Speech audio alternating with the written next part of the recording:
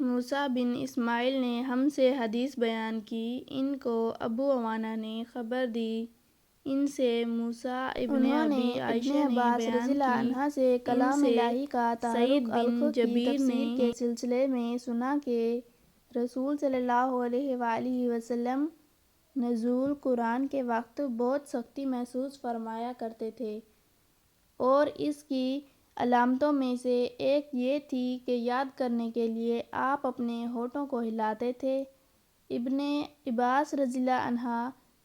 نے کہا، میں اپنے ہونٹ ہلاتا ہوں جس طرح آپ ہلاتے تھے۔ پھر انہوں نے اپنے ہونٹ ہلائے۔ ابن عباس رضی اللہ عنہ نے کہا، پھر یہ آیات اتری کہ اے محمد، قرآن کو جلد جلد یاد کرنے کے لیے اپنی زبان نہ ہلاؤ،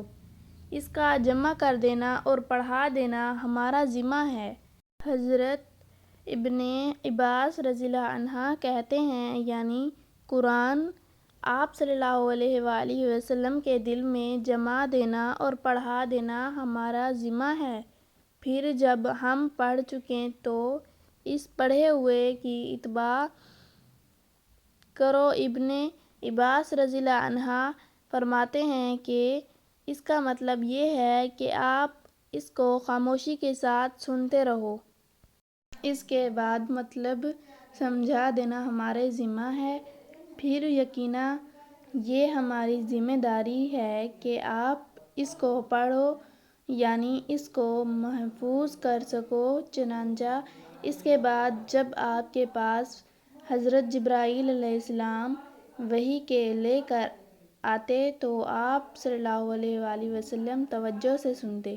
جب وہ چلے جاتے تو رسول صلی اللہ علیہ وآلہ وسلم اس وحی کو اسی طرح پڑھتے جس طرح حضرت جبرائیل علیہ السلام نے اسے پڑھا تھا۔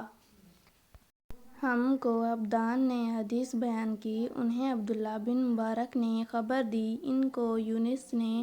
انہوں نے زہری سے یہ حدیث سنی۔ دوسری سند یہ ہے کہ ہم سے بشر بن محمد نے یہ حدیث بیان کی، ان سے عبداللہ بن مبارک نے، ان سے یونس اور معمر دونوں نے، ان دونوں نے زہری سے روایت کی۔ پہلی سند کے مطابق زہری سے عبید اللہ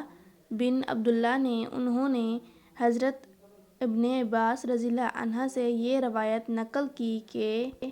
رسول صلی اللہ علیہ وآلہ وسلم سب لوگوں سے زیادہ جواد سخی تھے، اور رمضان میں دوسرے اوقات کے مقابلہ میں جب جبرائیل آپ صلی اللہ علیہ وآلہ وسلم سے ملتے بہت ہی زیادہ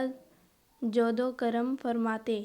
جبرائیل علیہ السلام رمضان کی ہر رات میں آپ صلی اللہ علیہ وآلہ وسلم سے ملاقات کرتے اور آپ صلی اللہ علیہ وآلہ وسلم کے ساتھ قرآن کا دورہ کرتے، غرض ان حضرت صلی اللہ علیہ وآلہ وسلم لوگوں کو بھلائی پہنچانے میں بارش لانے والی ہوا سے بھی زیادہ جود و کرم فرمایا کرتے تھے۔